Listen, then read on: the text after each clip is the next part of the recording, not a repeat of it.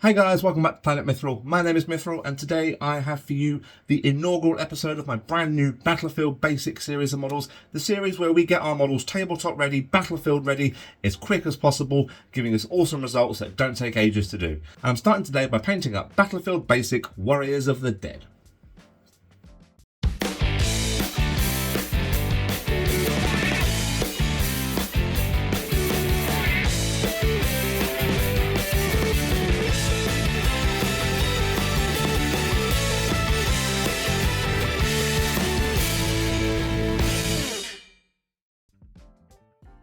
That's right, tackling something I personally haven't painted in years myself for today's first video in this brand new series. Now during this video I'll be dipping in and out of two separate examples of spectral warriors to show you how a little experimentation can give you awesome, such varying results, with the goal at the end being to give you a recipe that gets your ghosties battlefield ready in record time. Brushes ready guys, let's get painting. So here we have my Warrior of the Dead, who I've primed using Citadel Grey Seer paint. Now I'm going to be applying a liberal shade over the entire model using BL Tan Green. You can see how I'm moving this over the model surface, breaking up any larger pools of wash and manoeuvring them into the recesses. I'm looking more to stain my warrior with that characteristic ghostly green we see from in the film, being as thorough as I can and making sure I catch every part of the model, as any exposed base coat will upset the overall look when finished.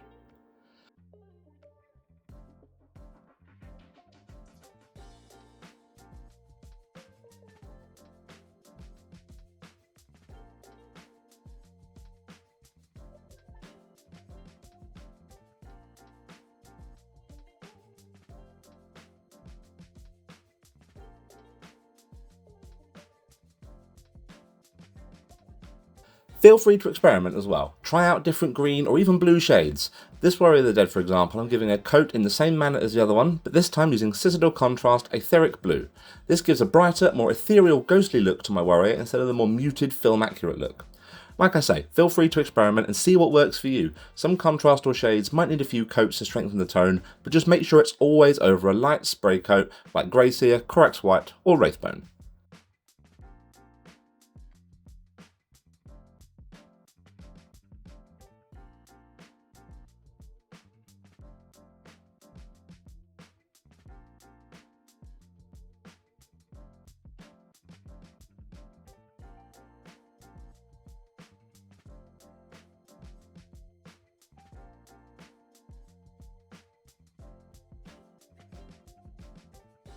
Okay, now that my shade on my warrior is thoroughly dry, I'm going to be applying a fairly liberal, heavy dry brush over the entire thing using Screaming Skull. Now this will pick up on the upper and raised areas of the model and give a really desaturated, ghastly, ghostly look to my dead warrior. I've started my dry brush stage using a flat dry brush to get my initial highlight in, and then going against the grain of the model for the best coverage, and switched it up later on to a rounded one, which I just feel catches more of the model's detail, making for a more unified dry brush overall, but this isn't strictly necessary.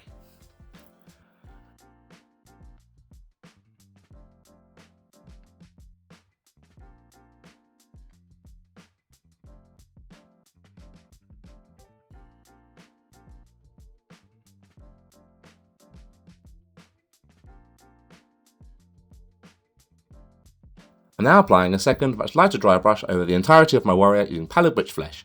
As I say, keeping this very light at this stage, as I only want to catch the very edges and uppermost raised detail on the model.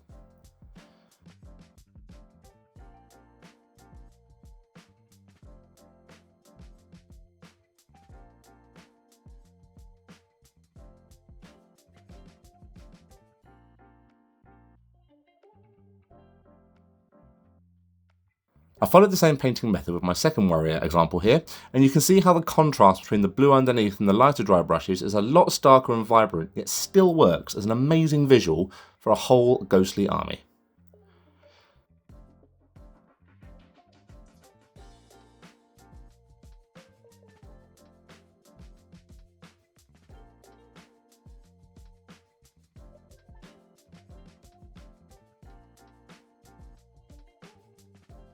Now, if you want to add just a smidge more detail to your ghostly horde, you can gently pick out any exposed chainmail rags and any swords, spear tips, or other metallic details using Iron Warriors. Now, I'm not base coating this heavily, I'm more streaking it over these areas so that some of the underlying green shows through underneath, further reinforcing the spectral element and looking like oxidized metal at the same time.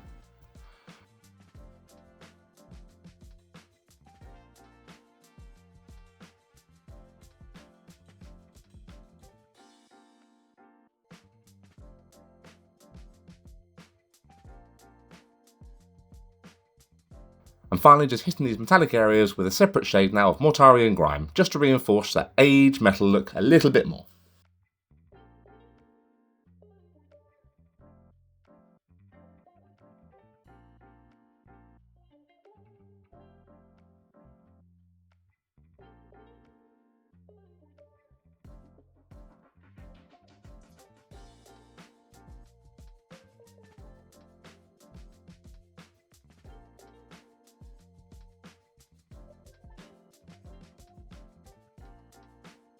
And there you are, slap some technical paint on those bases and a few grass tufts and you have some phenomenal looking and more importantly, super quick and easy to paint Warriors of the Dead to hurl at your foes on the tabletop. There is some real scope to experiment with different shades and contrast paints, different greens and blues to change up the hue, but the overall look is down to personal preference. But I hope you've enjoyed this first episode of my brand new Battlefield Basics series. Thank you so much to all our patrons for your continued support. You help keep the lights on here at Mithril Towers and help us bring out this awesome content to you guys. You can support us over there for as little as £1 a month. The link is in the description and on screen, I believe. Absolute no obligation, but thank you guys so much for watching. Now, go forth and fulfill your oaths to paint.